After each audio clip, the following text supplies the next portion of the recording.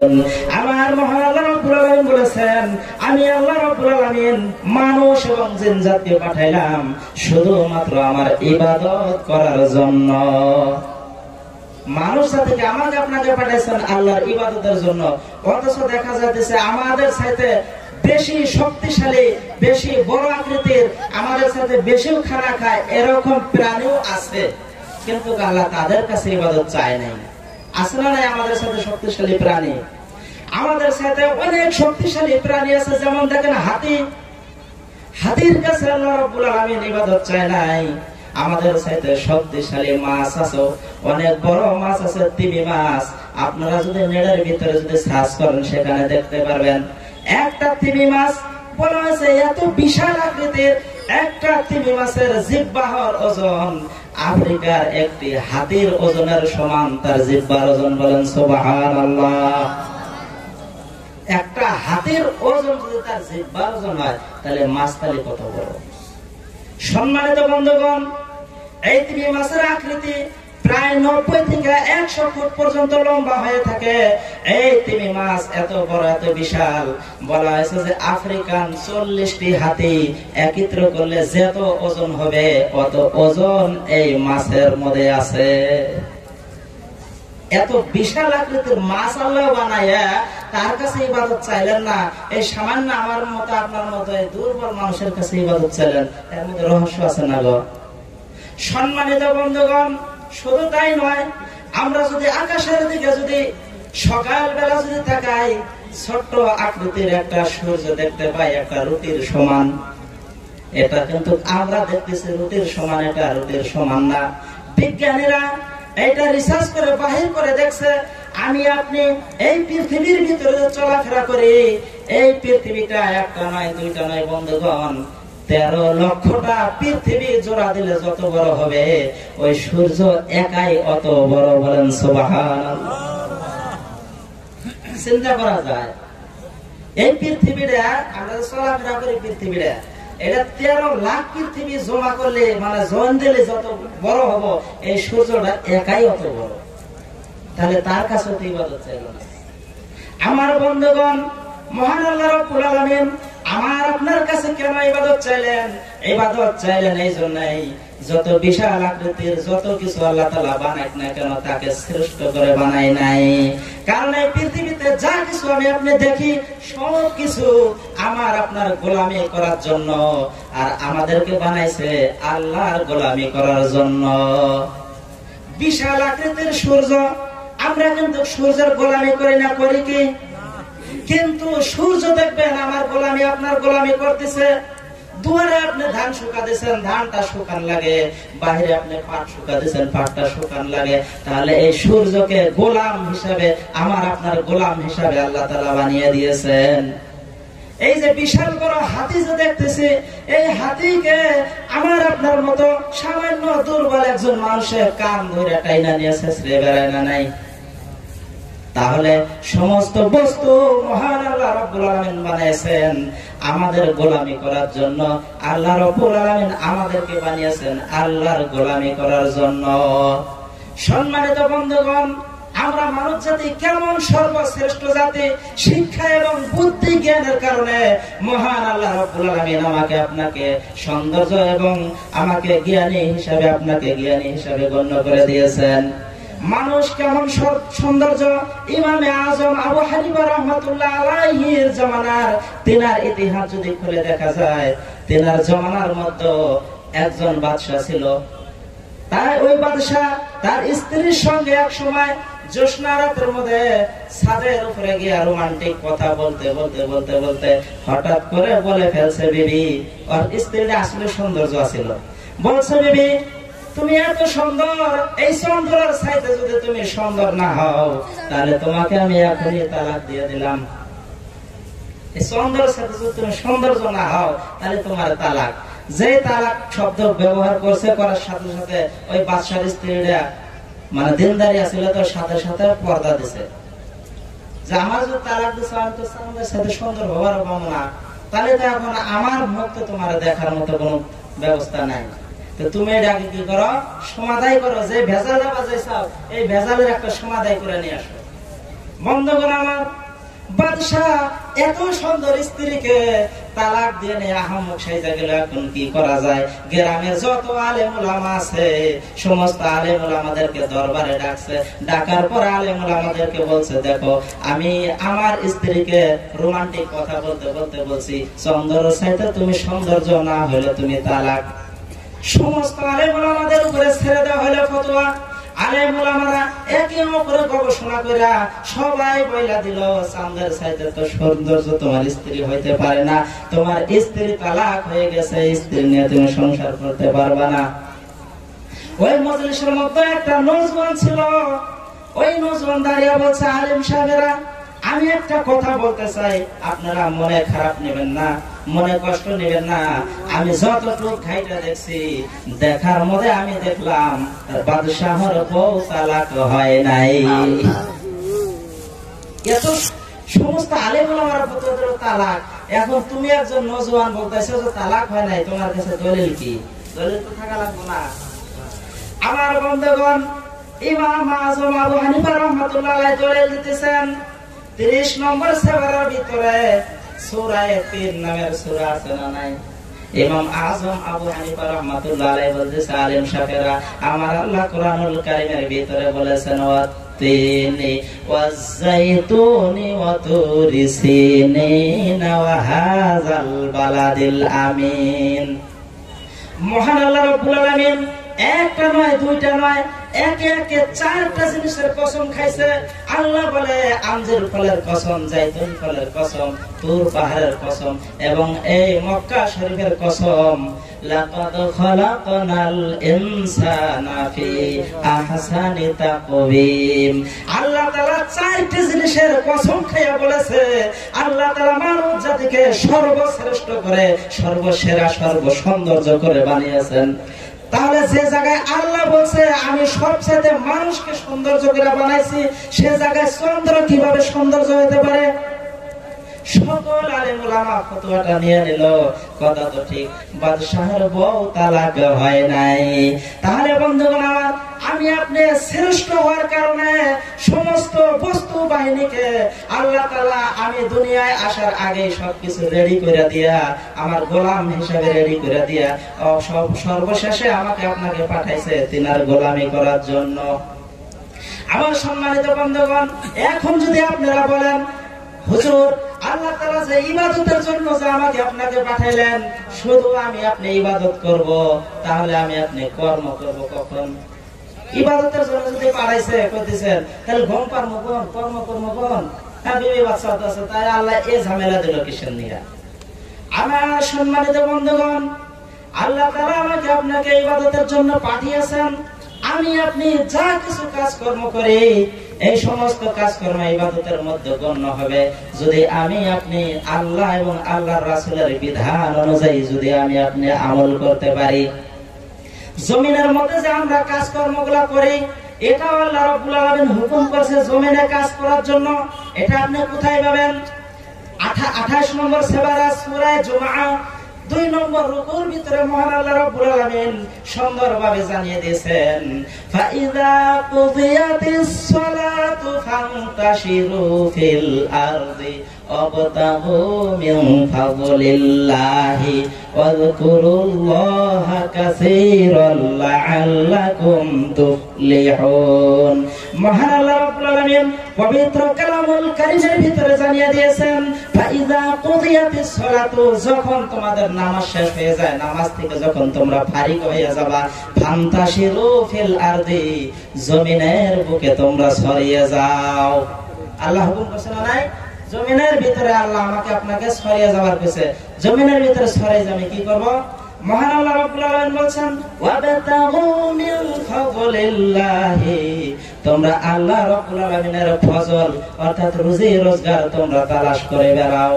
বন্ধুগণ আমার, আল্লাহ রাব্বুল আলামিনের ফজল আমি আপনি তালাশ করে বেড়াবো। এখানে আল্লাহকে স্মরণ রাখতে বাদ দিতে বলে নাই। আল্লাহ তাআলা বলেন, ওয়াযকুরুল্লাহা কাসীরান লাআল্লাকুম তুফলিহুন। আল্লাহ রাব্বুল আলামিনকে তোমরা বেশি বেশি করে স্মরণ করো, তোমরা কামিয়াবি হয়ে যাবা। এখানে মহান আল্লাহ রাব্বুল আলামিন পবিত্র কালামুল শরীফের ভিতরে আমাকে আপনাকে জমিনের ভিতরে ফসল ফলানোর কথা বলেছে, যার যে কাজ সে কাজের মধ্যে লিপ্ত হইতে বলেছে, কিন্তু সাথে একটা শর্ত লাগিয়ে দিছে, আল্লাহ রাব্বুল আলামিনের বেশি বেশি করে স্মরণ রাখতে বলছে। কারণ আমি আপনি যদি হালাল বিজনেস যদি করি, আল্লাহকে যদি স্মরণ না রাখি, তাহলে হালাল বিজনেসটা হারাম হয়ে যাব। বলে আবার কোন কথা? হালাল বিজনেস হারাম হয়ে যাব। বন্ধুগণ আমার, মনে করেন আপনি একটা কাপড়ের দোকান করতেছেন, কাপড়ের দোকানে আপনি দোকান শুরু করে দিয়েছেন, দোকান চালু করে দিয়েছেন। একটা কাস্টমার যে বলতেছে ভাই কাপড়টার দাম কত, আপনি দাম চাইলেন 200 টাকা, কাস্টমার বলল যে 150 টাকায় দেওয়া যায় নাকি? আপনার ভিতরে যদি আল্লাহকে যদি স্মরণ না রাখেন, আপনি বলবেন এটা তো 150 টাকায় কেনাও করে নাই, আপনার 150 টাকা দিয়ে কিভাবে? অথচ মাইলে মতো 100 টাকা 90 টাকা এরকম কিনছে। যদি আল্লাহ স্মরণ যদি ভিতরে থাকতো, তাহলে ওই কথা বলতো না। তাহলে ওই জন্য আল্লাহ বলছে যে জমিনের বুকে যে যাবা, তোমরা ফসল যে ফলাবা, ওখানেও আল্লাহরে তোমরা স্মরণ করো। কারণ আল্লাহরে স্মরণ না রাখা তুমি যখন তোমার হালাল কাম করবো, ওটা তুমি হারাম করে ফেলাবা। বন্ধুগণ আমার, অনেক নামাজি আছে, নামাজ পড়ে ফজরের টাইমে ঘাড়ে করে কোদাল নিয়ে যায়, হেরে মানুষের ক্ষেতের আইল বেকাতেরা করে দেয় না নাই? তাহলে ও গেল নিজের জমিনের মধ্যে ফসল ফলানোর জন্য, আল্লাহর হুকুম পালন করার জন্য গেল, কিন্তু আরেকটা হুকুম সে পালন করলো না। মানে আল্লাহকে যে বলছে আমাকে বেশি বেশি করে স্মরণ রাখো, এইটা স্মরণ না রাখার জন্য কোদাল দিয়ে বাঁকা করে কাইটা আবার জোহরের নামাজের ভিতরে যে মুসল্লিরা নামাজ সিধা করো, কাতার সিধা করো, আছে না?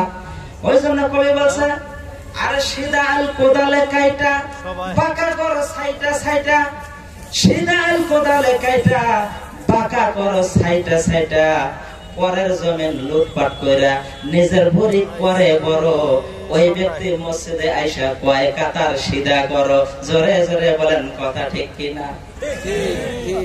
আছে না?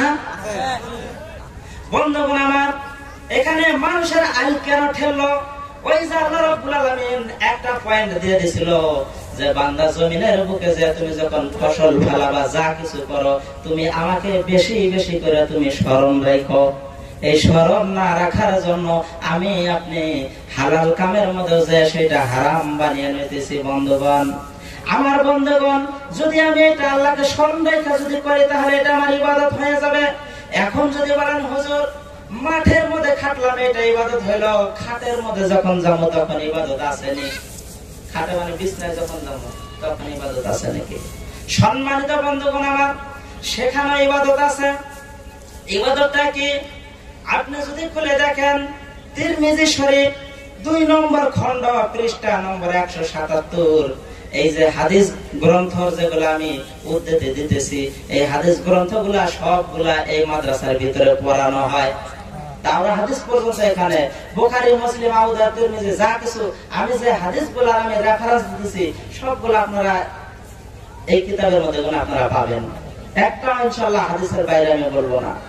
সম্মানিত বন্ধুগণ, তো বলতেছিলাম তিরমিজি শরীফ 2 নম্বর খণ্ড পৃষ্ঠা নম্বর 177, হাদিসটি হলো আন আবি সাঈদ রাদিয়াল্লাহু তাআলা আনহু قال من قال حين يأوي إلى فراشه أستغفر الله الذي لا إله إلا هو الحي القيوم وأتوب إليه غفر الله له ذنوبه وإن كانت مثل زبد البحر وإن كانت عدد رمل عالج وإن كانت عدد ورق الشجر وإن كانت أيام الدنيا أو كما قال عليه الصلاة والسلام। সম্মানিত বন্ধুগণ আমার, মহান নবী পাক সাল্লাল্লাহু আলাইহি সাল্লাম বলেছেন, এই হাদিসটি হযরত আবু সাঈদ খুদরি রাদিয়াল্লাহু তাআলা আনহু নিজে বর্ণনা করতেছেন। আমার নবীজি বলেছেন, আল্লাহর কোন বান্দা, নবীর কোন উম্মত বিছানার মধ্যে যায় শোয়ার টাইমে যদি আস্তাগফিরুল্লাহাল্লাযী লা ইলাহা ইল্লা হুয়াল হাইয়ুল কাইয়ুম 3 বার যদি বলতে পারে, গফারাল্লাহু লাহু যুনুবাহু, আল্লাহ রাব্বুল আলামিন তার জীবনের সকল গুনাহ maaf করে দিবেন। জোরে জোরে বলি সুবহানাল্লাহ। সম্মানিত বন্ধুগণ আমার, আপনার ঘোরার পরিমাণ কি অনেক হয়ে গেছে নাকি? আপনি কি চিন্তা করতেছেন এত গুনাহ করেছি, শুধু এই শুধু এই তওবা করলে আল্লাহ মাফ করে দিবেন, এত গুনাহ আমি করছি, এই গুনাহ মনে হয় মাফ হবে না। অবশ্যই মাফ হবে, কারণ নবী পাক সাল্লাল্লাহু আলাইহি সাল্লাম বলেছেন, ওয়া ইন কানাত মিসলু জাবাদিল বাহরি, দরিয়ার মধ্যে সমুদ্রের মধ্যে যে ফেনা আছে, সমুদ্রের ফেনা পরিমাণ যদি গুনাহ করে ফেলে, মহান আল্লাহ রাব্বুল আলামিন সে গুনাহ মাফ করে দিবে। বন্ধুগণ, আমি আপনি যদি ভাবি এর চাইতে তো বেশি গুনাহ করছি, এগুলা কিভাবে মাফ হবে? দয়ার নবী সাল্লাল্লাহু আলাইহি সাল্লাম বলেছেন, ওয়া ইন কানাত আদাদা ওয়ারকিশ শাজারি, যদি গাছের পাতা বরাবর গুনাহ হয়ে থাকে। বন্ধুগণ, আমার এখানে গাছের পাতার কথা বলা হয়েছে, গাছের কথা বলা হয় নাই, গাছের কথা বলা হয় নাই, গাছের পাতার কথা বলা হয়েছে। আপনার বাড়িতে যে গাছ আছে, গাছের পাতা সেটাও তো আপনি বলতে পারবেন না, গাছের সাথে পাতাই বেশি। তাই বলছে যে যত গাছ আছে, যত গাছের পাতা আছে, অত পরিমাণও যদি গুনাহ হয় আল্লাহ সেটাও মাফ করে দিবেন। সুবহানাল্লাহ। আমার সম্মানিত বন্ধুগণ, শুধু তাই নয়, আপনি কি আরো গুনাহ করেছেন নাকি? আমার নবী সাল্লাল্লাহু আলাইহি সাল্লাম বলেছেন, ওয়া ইন কানাত আদাদা রমলি আলিজিন, যদি বালুর ঢের পরিমাণ গুনাহ হয়ে থাকে, মহান আল্লাহ রাব্বুল আলামিন সে গুনাহ মাফ করে দিবেন। আপনি কি আরো গুনাহ করছেন নাকি? মহান নবী সাল্লাল্লাহু আলাইহি সাল্লাম বলেছেন, ওয়া ইন কানাত আদাদা আয়ামিদ দুনিয়া, দুনিয়া সৃষ্টি হইছে থেকে নিয়ে যত দিন যত রাত হইছে, অতটাও যদি আপনার আমলনামায় গুনাহ থাকে, এই তওবা করার বরকতে, বিছানার মধ্যে দোয়াটা পড়ার বরকতে আমার আপনার আল্লাহ সে গুনাহগুলো মাফ করে দিবেন। তাহলে মাঠের মধ্যে খাটলাম সেখানে ইবাদত হলো, এখন খাটে আসলাম সেখানে ইবাদত, ঠিক না নাই? বন্ধুগণ আমার, এখন হয়রান হইতে পারেন, হুজুর আপনি বললেন আল্লাহ রাব্বুল আলামিন ইবাদতের জন্য পাঠাইছে, আমি যখন বাজার করব সেখানে আমি কিভাবে ইবাদত করব? আমার বন্ধুগণ, আপনি যখন বাজার করবেন সেখানেও আপনার ইবাদত হয়ে যাবে। এই ইবাদতটা কিভাবে হবে, ফর্মুলাটা আমি আপনাদেরকে বলে দেই। যদি আপনারা মিশকাত, যদি আপনারা তিরমিজি শরীফ যদি খোলেন, 2 নম্বর খণ্ড, পৃষ্ঠা নম্বর 181, এখানে একটা হাদিস আছে, আন আব্দুল্লাহ ইবনে উমার আন আবিহি আন জাদ্দিহি قال قال رسول الله صلى الله عليه وسلم من دخل السوق فقال لا إله إلا الله وحده لا شريك له له الملك وله الحمد يحيي ويميت وهو حي لا يموت بيده الخير وهو على كل شيء قدير كتب الله له ألف حسنة ومحى عنه ألف سيئة ورفع له ألف درجة وبنى له بيتا في الجنة أو كما قال عليه الصلاة والسلام। বন্ধুগণ আমার, আপনি যখন বাজারে যাবেন, হযরতে আব্দুল্লাহ ইবনে উমর রাদিয়াল্লাহু তাআলা আনহু হাদিসটি বলেছেন, নবী পাক সাল্লাল্লাহু আলাইহি সাল্লাম বলেছেন, কোন একটা ব্যক্তি যদি বাজারে গিয়ে যদি এই কালেমাটা পড়ে, লা ইলাহা ইল্লাল্লাহ ওয়াহদাহু লা শারীকা লাহু লাহুল মুলকু ওয়া লাহুল হামদু ইহয়ি ওয়া ইউমীতু ওয়া হুয়া হাইয়্যুন লা ইয়ামুতু বিয়াদিহিল খায়র ওয়া হুয়া আলা কুল্লি শাইইন কাদির। সর্বপ্রথম এই কালেমাটা, এই দোয়াটার আপনি অর্থ জানেন এখানে কি বলা হইতেছে? লা ইলাহা ইল্লাল্লাহ ওয়াহদাহু লা শারীকা লাহু, লা ইলাহা ইল্লাল্লাহ, আল্লাহ ব্যতীত কোনো মাবুদ নাই, ওয়াহদাহু তিনি একা, লা শারীকা লাহু তিনার কোনো অংশীদার নাই, লাহুল মুলকু তিনার জন্য এই পৃথিবীর সমস্ত পৃথিবীর বাদশাহী তিনার জন্য, ওয়া লাহুল হামদু তিনার জন্য সমস্ত প্রশংসা, ইহয়ি ওয়া ইউমীতু তিনি আমাকে আপনাকে জীবিত রাখে আবার মৃত্যু দেন, ওয়া হুয়া হাইয়ুন উনি জীবিত, চিরঞ্জীবিত, লা ইয়ামুতু ওনার কোনো মৃত্যু নাই, ওয়া হুয়া আলা কুল্লি শাইইন কাদির বিয়াদিহিল খায়র তার হাতের মধ্যে সমস্ত কল্যাণ, ওয়া হুয়া আলা কুল্লি শাইইন কাদির এবং আল্লাহ রাব্বুল আলামিন সমস্ত বস্তুর উপরে ক্ষমতা রাখে। বন্ধুগণ আমার, এই দোয়াটা যদি আপনি করেন, পরে যদি বাজারে যান, মহান নবী সাল্লাল্লাহু আলাইহি সাল্লাম বলেছেন কাতাবা লাহু আলফা আলফা হাসানাতিন, তার আমলনামার ভিতরে মহান আল্লাহ রাব্বুল আলামিন হাজার হাজার নেকি দিয়া ভরপুর করে দিবে। বলেন সুবহানাল্লাহ। কি হলো এরকম ওঠাউঠি করছো গায়ে বাচ্চারা? মাঝখানে যদি হুট করে মানে একটু সবাই একটু আগবাড়ি আসেন, পিছনে হয়তো জায়গা হইতেছে না, একটু আগবাড়ি আসেন দয়া করে, পিছনের লোকদেরকে জায়গা করে দেবেন। আর মাঝখান থেকে হুট করে উঠা উঠি করবেন না, যদি হুট করে উঠা উঠি করেন তাহলে কথা এড়িয়ে যায়। আশা করি সবাই এখানে যারা আছে জ্ঞানী মানুষ, বুদ্ধিমান মানুষ, তো একটু জ্ঞানের পরিচয় দেওয়া যায়, একটু আগবাড়িয়ে বসি। আমার সম্মানিত বন্ধুগণ, মহান আল্লাহ রাব্বুল আলামিনের নবী সাল্লাল্লাহু আলাইহি সাল্লাম বলেছেন এই দোয়াটা করে বাজারে গেলে মহান আল্লাহ রাব্বুল আলামিন তার আমলনামার মধ্যে হাজার হাজার নেকি দিয়ে ভরপুর করে দেন। এখানে শুধু ক্ষান্ত হন না, নবী পাক সাল্লাল্লাহু আলাইহি সাল্লাম বলেছেন ওয়া মাহা আনহু আলফা আলফা সাইয়্যাতিন, তার আমলনামা থেকে হাজার হাজার গুনাহগুলো আল্লাহ তাআলা মিটিয়ে দেন। শুধু তাই নয়, ওয়ারাফা লাহু আলফা আলফা দারাজাতিন, মহান আল্লাহ রাব্বুল আলামিন তার মর্যাদা হাজার হাজার গুণ বৃদ্ধি করে দেয়। আরো বলছে বানা লাহু বাইতান ফিল জান্নাহ, আল্লাহ রাব্বুল আলামিন তার জন্য জান্নাতের মধ্যে বালাখানা নির্মাণ করে দেন। সুবহানাল্লাহ। বন্ধুগণ আমার, আপনি বাজারে গেলেন, এখানে আপনার জন্য সওয়াব আছে, এখানে আপনার জন্য ইবাদত। যদি আপনি ইবাদত গুলো রাসূলের নীতিমালা মাইনা যদি আপনি করতে পারেন, এমনকি নবী সাল্লাল্লাহু আলাইহি সাল্লাম বলেছে মানুষদের পরিবার বর্গের জন্য খরচ করে, সে খরচগুলো আল্লাহ রাব্বুল আলামিন তার আমলনামায় সদকার সওয়াব লিখে দেন। আপনি যে আপনার বিবির মুখে, আপনার স্ত্রীর মুখে যে এক লোকমা যে আপনি খানা তুলে দিবেন, সেটাও আল্লাহ রাব্বুল আলামিন আপনাকে সদকার মধ্যে লিখে দিবেন। আজকাল দেখা যাচ্ছে অনেক যুবক এমন দেখবেন, বউকে তো বউয়ের তো কোনো খবর সবর নেই না, বউ যদি কোনো একটা চায় বউকে ধমক দিয়ে হয়, গার্লফ্রেন্ডের পিছনে লেগে যায়, কোথাও আমার কাছে টাকা পয়সা নাই। আবার আরেক বের হাতে দেখবেন যদি চায় 10 টাকা চুরি করে হলে যেভাবে হোক মানে জেল থেকে মাইরে হলে দেবো 100 টাকা। আমার যুবক বন্ধুরা,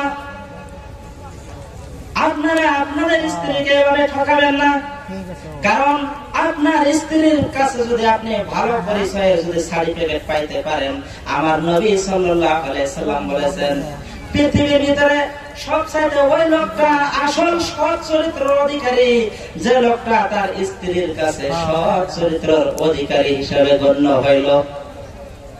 স্ত্রীর কাছে সৎ চরিত্র ব্যবহারে দেহানিরা খুব কঠিন ব্যাপার, কারণ বাহিরে দেখবেন এত সুন্দর সুন্দর করে বাহিরের মানুষের সাথে গল্প করে, মনে এবার কিচ্ছু জানে না, ভাষা মাছটা উঠে খাবার জানে না, কিন্তু বাড়িতে আসলে দেখবেন একদম গরম। বন্ধুগণ, নবী সাল্লাল্লাহু আলাইহি সাল্লাম বলেছেন যার পরিবারের কাছে যে লোকটা সৎ চরিত্রের অধিকারী হয়, ওই লোকটা আসলে সৎ চরিত্রের অধিকারী হবে। কারণ মানুষ যা কিছু করুক না কেন অন্য কেউ না জানলে তার ঘরের স্ত্রী জানে। আপনি যে কি করেন, কোন মাপের জওয়ালি, আপনার বাপ মায়ের যারা না জানে এটা কিন্তু আপনার বউ জানে। আপনি ঘরে থেকে পড়াশোনা বাড়ান, পড়াশোনা আসেন, কেউ না জানলে সব থেকে কম জানবে বাইরের মানুষ, তার থেকে একটু কম জানবে আপনার বাপ মাও, একটু বেশি জানবে বাপ মাও, আর আপনার মেজাজের খবর সবচেয়ে বেশি জানবে আপনার বিবি। ঠিক কিনা যুবক বন্ধুরা আমার? তাই যদি আপনি আসলে যদি সৎ চরিত্রের অধিকারী হইতে চান, স্ত্রীর কাছ থেকে আপনি সার্টিফিকেট নিয়ে নেন। স্ত্রীর সাথে ভালোভাবে ব্যবহার করে না, ভালো কথা বলে না, গার্লফ্রেন্ডের সঙ্গে ভালোভাবে কথা বলে, শোনা তুমি কি করো, কেউ না এই থালি ধুতেছি, আহারে এই ঠান্ডার মধ্যে তুমি থালি ধুতে চাও, এই যে তোমার শহরে না গেলে তোমার কথা কম না, শয়তানে কামড়াইছে, অথচ বউ আরো সকালে উঠে দুয়ার হতেছে, ঘর ঝাড়ু দিতেছে, থালি মোটা ঘুরতেছে, ওনার খবর নাই, ও গেছে হে আরেক বেড়ে খবরের নিয়ে। ঠিক কিনা আমার যুবক বন্ধুগণ? স্ত্রীর সঙ্গে আপনারা ভালো ব্যবহার, সৎ ব্যবহার দেখাবেন। যদি আপনি সৎ ব্যবহার দেখাইতে পারেন, বলা হয়েছে যদি কোন স্বামী তার স্ত্রীকে যদি মধুর মধুর কথা শোনাইয়া যদি তার স্ত্রীকে যদি হাসাইতে যদি পারে, যে কয়টা দাঁত দেখতে পারবে ওই পুরুষের আমল নামায় ওই কয়টা উমরা হজের সওয়াব লিখে দিবেন কে? ও যুবক বন্ধুগণ আমার, স্ত্রীর সাথে আপনারা ভালো ব্যবহার করবেন, স্ত্রীকে মিঠা মিঠা সুন্দর সুন্দর কথা বলবেন, যেটা না ওটাও বলবেন। খুদাই করবেন, ও জরিনার মাও একটু গা তুমি আসো। বললে আসলো, তুমি বালিশ কেন তো ফাঁকে ফাঁকে দিছাও? বালিশ হাতে ফাঁকে ফাঁকে দিছাও, এখানে বালিশের হাতে বালিশ লাগিয়ে দাও। বালিশের হাতে বালিশ লাগিয়ে দেওয়ার পরে তুমি আমার চোখের বিলে চায় থাকো। ও তোমার বিলে চায় রয়েছে, আপনিও তার বিলে চায় রয়েছেন। থাকার পরে খুদাই করবেন, তোমার চোখটা যে এত সুন্দর গো, দেখলে চোখ সরাবারই মন্দার না। তোমার নাকটা যে এত সুন্দর, দেখলে আমি মুগ্ধ হয়ে যাই। তোমার মুখটা যে এত সুন্দর গো, দেখলে আমার অন্তর ভরে যায়। অথচ কিছুই না, একবারে কালো কুচ্ছিত ছাই, ওরা তো পাওয়া যাবো না, বুঝে নাই? মানে যত পাম দেওয়া যায়, আপনি যে একটা জিনিস যদি কমও দেন, যতটুক নারাজ না হবো, একটা জিনিস যদি কমও যদি দেন তাও মানবো, কিন্তু যদি আপনারা ভালো করে যদি তারে ভালো কথা করে যদি পাম দিয়ে যদি খুলে রাখেন, দেখবেন অনেক আদর করবো। যুবক বন্ধুরা আমার, স্ত্রীদের সম্মুখে বেশি বেশি করে প্রশংসা করবেন, দেখবেন আপনাকে অনেক গুণের মহব্বত করবে। আপনি স্ত্রীকে কোনোদিন ঠকায়েন না। যদি স্ত্রীকে যদি আপনি ঠকান, তাহলে আল্লাহ রাব্বুল আলামিন আপনার আমল নামার মধ্যে নেকির পরিবর্তে গুনাহ লিখে দিবেন। স্ত্রীর কাছে সৎ চরিত্র অধিকারী বা কিরম করেন জানেন? এক বুজুর্গের ইতিহাসের কথা মনে করে দিল। এক বুজুর্গ কয়, ওই সলিমুদ্দিন মা, তুই তো আমার দামি দেশ না, আমি বাইরে যাওয়ার হাতে আমার মানুষ হুজুর হুজুর বিলা মানে, আর তুই আমার দাম দেশ না। এই তুমি যে কত মাফের বুজুর্গ আমার জানা আছে।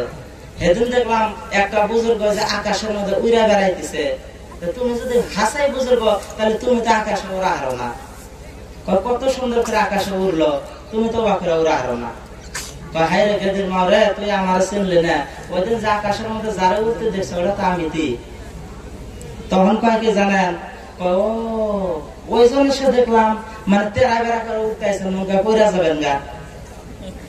দেখছেন কাহিনী? এতক্ষণ প্রশংসা করলো যে এত সুন্দর করে উঠতেছে, আর যখন স্বামী দাবি করলে যে ওইটা আমি, এখন বলতেছে যে তুমি নৌকা পইরা যাও। এই অবস্থা হয়েছিল। তো অন্য সবাই আপনার মান বাঁচাবো, কিন্তু আপনার স্ত্রী সহজে আপনার মান বাঁচাবো না, যত মাফেরই বুজুর্গ হন। ওই জন্য যদি আপনি আপনার স্ত্রীর কাছে যদি সৎ চরিত্র অধিকারী হয়ে যান, তাহলে আপনি আসলে সৎ চরিত্র অধিকারী। আমার যুবক বন্ধুগণ, আপনারা আপনাদের স্ত্রীর সঙ্গে ভালো ব্যবহার করুন, আপনার স্ত্রীরা আপনাদের সঙ্গে ভালো ব্যবহার করবেন। এখানে পুরুষদের সঙ্গে পুরুষদের ব্যাপারে কিছু বলা হলো। আমার মা বোনেরা, আপনাদেরকেও কিছু নসিহত করা দরকার, আপনাদেরকেও কিছু সাইজ করা দরকার। কারণ অনেক মহিলা মানুষ আছে তার স্বামীর সঙ্গে ভালো আচরণ দেখায় না, ভালোভাবে কথা কয় না, আছে না নাই? আপনার স্বামী আপনার কেমন আপনার জন্য দামি? মিশকাত শরীফ পৃষ্ঠা নম্বর 280, সেখানে একটি হাদিস, عن أبي هريرة رضي الله تعالى عنه قال قال رسول الله صلى الله عليه وسلم إذا دعا الرجل زوجته إلى فراشه فأبت فبات غضبان لعنتها الملائكة حتى تصبح أو كما قال عليه الصلاة والسلام। একটু একবার আসলে এই যে পিছনে বহুত মানুষ দেখেন জায়গা হতেছে না, এই মানুষগুলাকে একটু বসতে দেন। আর এই যে মাঝে মাঝে জায়গাগুলো যে খালি আছে, হ্যাঁ, এই যে মাঝে মাঝে খালি গুলা যে আছে, 3টা জায়গা যদি আপনারা খালি রাখেন, ওখানে কি শিবা নিছে নেই? কজন যে হয়তো বই আছে মনে হয় শিবা আছে, বা ওই উঠলে মরে যাবো। ওই পিছনে যারা আছেন একটু একবারই আসে, যার শিবা নাকছে ওরা থাক, আর যার শিবা মারিতে খের হাতে আটকে নেই একটু আগে আহেন। লা ইলাহা ইল্লাল্লাহ, জোরে লা ইলাহা ইল্লাল্লাহ, লা ইলাহা ইল্লাল্লাহ। খোলা জায়গা থেকে না, আল্লাহর নবী বলেছেন, মান আহাব্বা সুন্নতি ফাকাদ আহাব্বানি ওয়া মান আহাব্বানি কানা মাইয়া ফিল জান্নাহ। আল্লাহর নবীর একটা সুন্নতকে আঁকড়ে ধরবে, আল্লাহর নবী বলছে সে আমাকে মহব্বত করলো, আর আমাকে যে মহব্বত করলো তাদেরকে নিয়ে জান্নাতে চলে যাবে। সুবহানাল্লাহ। আল্লাহ চাইবে যাবে বসাবে না শুনলু আমরা সবাই চাইবে বসি একটু জায়গা যেন থাকে না শয়তান যেন বসার কোনো চান্স পায় না শয়তান আমাদেরকে যেন ইঞ্জেকশন দিতে পারে না ওয়াসওয়াসা দিতে পারে না সেদিন আমরা একটু চাইবে বসি মা বোনেরা আপনারা একটু সাফাসাফি করে বসেন ওইদিকে খবর আসলে জায়গা হইতেছে না তো তাদেরকে একটু জায়গা আপনারা ব্যবস্থা করে দেন যদি ব্যবস্থা করে দেন হয়তো আপনারা পরে আসতেন একটা ফজিলতের বিষয় আপনারা শোনেন নাই ফজিলতটা আমি আরেকবার বলি আপনারা ফজিলতটা শুই না এই ফজিলতটা আপনারা হাসিল করার জন্য চেষ্টা করেন আল্লাহ রাব্বুল আলামিন কোরআন শরীফের ভিতরে বলেছেন 28 নম্বর সূরা সূরা মুজাদিলা আয়াত নম্বর 11 রুকু নম্বর 2 আল্লাহ বলেন ইয়া আইয়ুহাল্লাযিনা আমানু ইযা কিলা লাকুম তাফাসসাহু ফিল মাজালিসি ফাফসাহু ইয়াফসাহিল্লাহু লাকুম যে যখন তোমাদেরকে বলা হয় হে বিশ্বাসী বান্দাগণ যখন তোমাদেরকে বলা হয় যে তোমরা মজলিসের মধ্যে মানুষকে জায়গা করে দাও তো যদি তোমরা এইভাবে জায়গা করে দাও এর পরিবর্তে আল্লাহ তাআলা তোমাকে জান্নাতের মধ্যে অনেক ফাঁকা জায়গা খালি জায়গা দান করে দেবে সুবহানাল্লাহ তো তাই একটু সাফাসাফি করে বসি যাতে আরো মা বোনেরা আছে ওরা যেন বসতে পারে আর মাঝখানে খালি রাখলে কি হয় জানেন তিনটা জায়গা কোনোদিন খালি রাখবেন না কয়টা জায়গা কথা বলেন বোঝেন না নাই ভাষা কয়টা জায়গা তিনটা জায়গা ভাষা বোঝা যায় কি হ্যাঁ ভাষা না বোঝা যদি আবার আমল করেন ভেজাল আছে কিন্তু এই ছোট্ট একটা ইতিহাস কয় একটা লোক মানে বিদেশে গেছে বিদেশে যাওয়ার পরে তার স্ত্রীকে মানে কইছে যে আমি তো এই জায়গার মধ্যে আইছি এই জায়গার মধ্যে হিন্দি ভাষা কওয়া নাকি তার স্ত্রী এমন মানে বেহুশ হয়েছে হিন্দি ভাষা শোনার জন্য তার স্বামী কইছে যে থাকে এনে আর কি কমো কয়েকদিন পরে বাড়িতে যামই বাড়িতে যাই হেলে তোমার হিন্দি ভাষা শোনাবো নি তো কইছে ঠিক আছে আমার জন্য আর কিছু আনোয়ার না আনো ওরা আমার দেহার বিষয় নাই বাড়িতে এখন থেকে আমার হাতে হিন্দি ভাষা কওয়া লাগবে হিন্দি ভাষা কি আমি একটু শুনবো তো কইছে ঠিক আছে শুনবা যদি বাড়িতে যাই নে তো যাই হোক কাম শেষ বাড়িতে এসে আসার পরে কয় যে বিবি তাহলে হিন্দি ভাষা সত্যি কি তাহলে শুনবা নাকি কয় হয়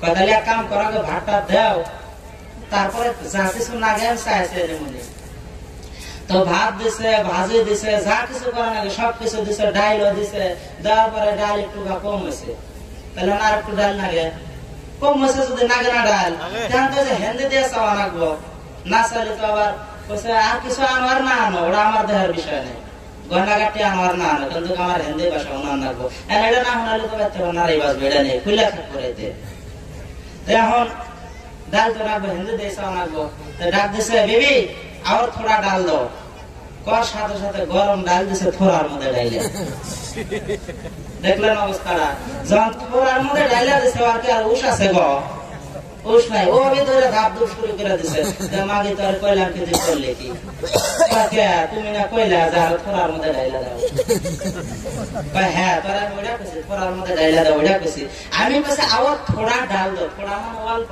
আর অল্প ডাল দাও ওইটা কইছি তাহলে দেখছে হুদাই হুদাই খালি মারবো না খেলো না না বোঝা আমল করার গেলে মার আমি কোন একটা যদি আপনারা ভাষায় যদি না বোঝেন তাহলে কোন একটা বুঝবেন আর একটা তখন আমল করবেন আর একটা কবরে যাওয়ার হাতে কিন্তু গুতানি শুরু করবো এখন তো আমরা কেউ কিছু করার না কিন্তু কবরে গেলে ভেজাল হবো যে তুই না বুঝা না শুনে আমল করলি কে তো আমার কথা তো বোঝা যায় যাই কইছিলাম কি যে কয়টা জায়গার মধ্যে খালি রাখা যায় না কয়টা জায়গা তিনটা জায়গা তিনটা জায়গা যদি আপনারা খালি রাখেন তাহলে শয়তান ঢুইকা ওয়াসওয়াসা দিয়ে ফুসলে আপনারা নিয়ে যাবো এক নম্বর জায়গা হইল নামাজের মধ্যে যখন আপনি দাঁড়াবেন নামাজের কাতারের মধ্যে যদি আপনি জায়গা খালি রাখেন ওখানে শয়তান ঢুকে আপনাকে ওয়াসওয়াসা দিয়া আপনার মন দেল সবকিছু আল্লাহর ধ্যানের দিকে নিয়ে এদিক সেদিক করিয়ে দিবেন দ্বিতীয় নম্বর জায়গা হইল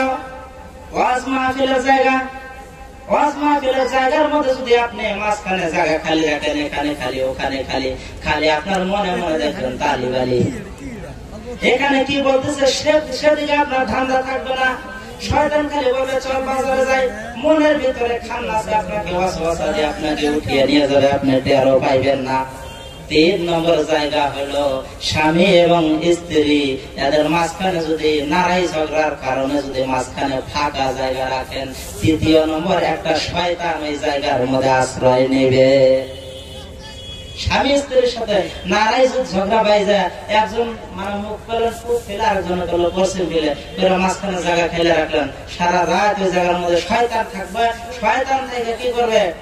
আপনাকে এবং আপনার স্ত্রীকে খালি ওয়াসওয়াসা দেব যে তুই বলে আগে তোর কথা কস না, তুই যদি আগে কথা কস তাহলে তোর মান সম্মান শেষ। মানে ভিতরে ভিতরে আঁকিয়ে দেয়, ও কব যে তোর এত টাকা পয়সা দেয়, এত কিছু করি, তোর জন্য এত কিছু করি, আজকে তুই আমার নারাই কর, তুই যদি আমার পাও ধরে কান্দোস তাও তোর মাপ তোর না। মানে মনে মনে আস্তে আস্তে যত টাইম যাবো অত টাইম দেখবেন খালি এগারের ভিতরে মানে খালি কূটনীতি চলতে থাকবো। তো তাই এই তিনটা জায়গা আপনারা কি করবেন না, কোনোদিন খালি রাখবেন না। আমার মা বোনেরা, আপনাদের বিষয়ে আমি ওয়াজ নসিহত করতে গিয়েছিলাম, বলছিলাম আমি মিশকাত শরীফের ভিতরে 280 নম্বর পৃষ্ঠার ভিতরে আছে হাদিসটি। عن أبي هريرة رضي الله تعالى عنه قال قال رسول الله صلى الله عليه وسلم إذا دعا الرجل امرأته إلى فراشه فأبت فبات غضبان لعنتها الملائكة حتى تصبح। হযরত আবু হুরায়রা রাদিয়াল্লাহু তাআলা আনহু বলেছেন, রাসূল কারীম সাল্লাল্লাহু আলাইহি ওয়াসাল্লাম বলেছেন, কোন স্বামী যদি তার স্ত্রীকে যদি ডাকে যৌন সঙ্গম করার জন্য, মেলামেশা করার জন্য যদি ডাকে, ওই স্ত্রীর যদি কোনো শারীরিক কোনো সমস্যা নাই, কোনো কিছুই নাই, কোনো ব্যথা নাই, কোনো সমস্যা নাই, না থাকা সত্ত্বেও যদি তার স্বামীকে বারণ করে, তার হক থেকে যদি বঞ্চিত করে দেয়, আর ওই স্বামী যদি রাগ হয়ে যায়, রাগে রাগান্বিত হয়ে যদি মনটা মলিন করে যদি সারা রাত ঘুমায়, আল্লাহর ফেরেশতা, গজবের ফেরেশতা ওই মহিলার উপর সকাল পর্যন্ত লানত করতে থাকে, সকাল পর্যন্ত লানত করতে থাকে। আমার মা বোনেরা, আপনার স্বামী আপনার কাছে কেমন দামি, আপনার স্বামীর সঙ্গে আপনি কেমন ব্যবহার করবেন, আপনি যদি আপনার স্বামীর যদি মন জুগিয়ে নিতে পারেন, তাহলে আপনার জন্য কত বড় পুরস্কার। মিশকাত শরীফের ভিতরে 281 নম্বর পৃষ্ঠার ভিতরে আছে, আন উম্মে সালমা রাদিয়াল্লাহু তাআলা আনহা قالت قال رسول الله صلى الله عليه وسلم أيما امرأة ماتت وزوجها عنها راضٍ دخلت الجنة أو كما قال عليه الصلاة والسلام। নবীর স্ত্রী হযরত উম্মে সালমা নামক একটা স্ত্রী ছিলেন। হযরত উম্মে সালমা রাদিয়াল্লাহু তাআলা আনহা বলেছেন, দয়ার নবী সাল্লাল্লাহু আলাইহি ওয়াসাল্লাম বলেছেন, কোন একজন স্ত্রী লোক যদি মারা যায় আর তার স্বামী যদি তার প্রতি সন্তুষ্টি থাকে, ওই স্ত্রীর সঙ্গে সঙ্গে আল্লাহর জান্নাতে চলে যাবে। জোরে জোরে বলা যাবে নাকি সুবহানাল্লাহ? আমার মা বোনেরা, গভীর মনোযোগ দিয়ে শুনবেন। আপনার জন্য আপনার স্বামী কতটুকু দামি। আপনার স্বামী খেত খামারের দিকে এসে আপনাকে ডাকতেছে, আপনি শুনতেছেন না, সাড়া দিতেছেন না, আপনি খেতা সেলাই করতেছেন, পায়ে দুকা ঠেকে নিয়ে আমি যাই। আপনার স্বামীর কথা কতটুকু গুরুত্বপূর্ণ আপনি শুনেন। হাদিসের ভিতরে পাওয়া যায়, মাসলা মাসাইলের ভিতরে পাওয়া যায়, কোন মহিলা মানুষ যদি নফল নামাজের নিয়ত যদি বাঁধে, ফরজ সুন্নাত এগুলা না, কিন্তু নফল নামাজের নিয়ত যদি বাঁধে, ওই টাইমে যদি তার স্বামী যদি তাকে ডাক দেয়, বলা হয়েছে ওই মহিলার জন্য বাধ্য নফল নামাজের নিয়ত ছেড়ে দিয়ে তার স্বামীর কথা আগে শোনা, আবার এসে করবে, নফল তিলাওয়াত করবে, কিন্তু তখন তার জন্য জরুরি হলো নফলের নিয়ত ছেড়ে দিয়ে আগে তার কথা শোনা। শুধু তাই নয়, মাসলা মাসাইল খুঁজে দেখলে পাওয়া যায়, কোন স্ত্রী লোক যদি রোজা যদি থাকতে চায়, তাহলে তার জন্য নফল রোজা যদি রাখতে চায়, তাহলে সর্বপ্রথম তার স্বামীর কাছ থেকে তার অনুমতি নেওয়া লাগবে। এর মধ্যে একটা রহস্য আছে। নফল রোজা আপনি আপনার স্বামীকে আপনার না বলে নফল রোজা রাখলেন, তখন কি জানি দিনের বেলা আপনার স্বামীর কোন প্রয়োজন বেড়ে যায়, তখন আপনি তার চাহিদা মিটাতে পারবেন না।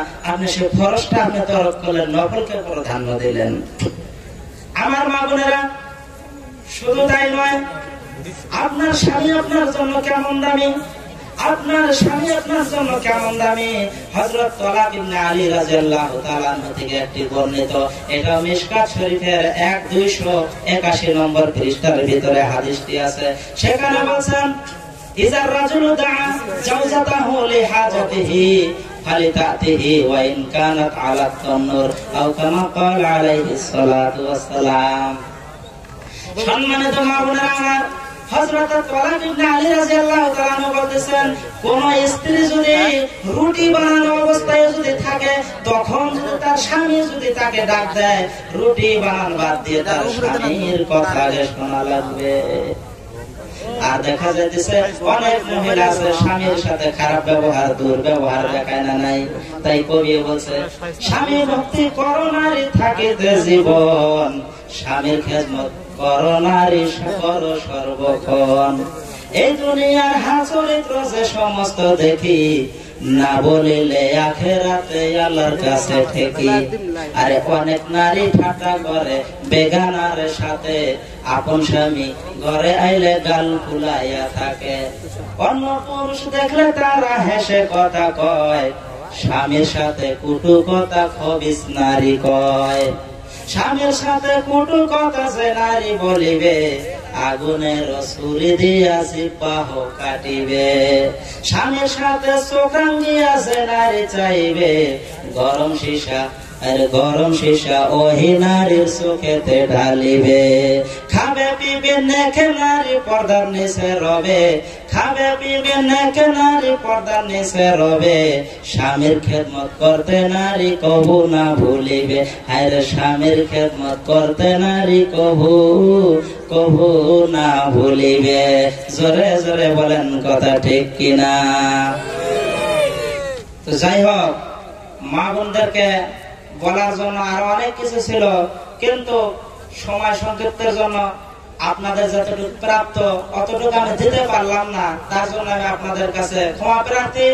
আপনারা যতটুকু বললাম, এতটুকু যদি যুবক এবং যুবতীরা সবাই যদি মাইনা যদি যাও, মাইনা গেলে কিন্তু এর মধ্যে কিন্তু কামিয়াবি, ঠিক না নাই?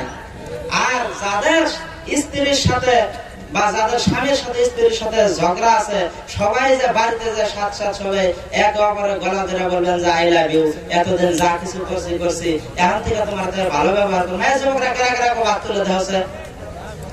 হ্যাঁ মুরব্বী, আপনারা ওই কাম করেন না। যুবকরা বলবেন ডিজিটাল জমানায় আই লাভ ইউ যে কি মজা, ডিজিটাল জমানার যুবক এবং যুবতীরা বুঝবো, কিন্তু মুরব্বীরা কিন্তু বুঝবো না। মুরব্বীরা যদি না কবা যান, চাষিরা কি কবে জানেন? রং দেখে বাঁচি না, বুড়া খেলে না কি ব্যবসা নিয়ে এসে, বুঝলেন নাই? তো আপনার করে যে যুগে যেভাবে ভালোবাসা দেওয়া লাগছিল, ওইভাবে আপনারা ভালোবাসা যাবেন। আর ডিজিটাল যুগ আছে আই লাভ ইউ যুগ, স্ত্রীকে আই লাভ ইউ বলবেন, অন্য কোন যুবতীকে না, স্ত্রীকে ছাড়া কাউকে কোন মহিলাকে আই লাভ ইউ বলবেন না। কেরা কেরা রাজি আছেন হাত তুলে দেখেন, হাত তুলে দেখেন কেরা কেরা রাজি আছেন। অন্য কোন নারীকে আই লাভ ইউ বলবেন না। তার মানে এই ব্যক্তি বলবো আর কি। দেখছেন কাণ্ড, এতক্ষণ সভা মনে কি হলো, ওই সারাদিন যাত্রা মনে দাদার দাদা রূপবানের তো কিছু রাখলাম, রূপবান কি মর্দা মানুষ না মাইগা মানুষ? নিজের বিবির মহব্বত করা ছাড়া আই লাভ ইউ ছাড়া অন্য কাউরে করবেন না, কেরা কেরা করবেন না, হাত তোলেন, অনেক হাত তোলে না। তার মনে রাখো ভাই যে হুজুর আপনি যে ইস্তারি দেন, আমরা সিধা মানুষ না। তো যাই হোক, মুখ্য অতিথিরা এনে বসিয়ে রেখে 2-3 মিনিট যতটুকু কথা বললাম, হয়তো এটা আমার বেদবি, তেনার কাছে ক্ষমা প্রার্থী। যতটুকু আমি বললাম আপনারা আমল করার জন্য চেষ্টা করবেন ইনশাআল্লাহ।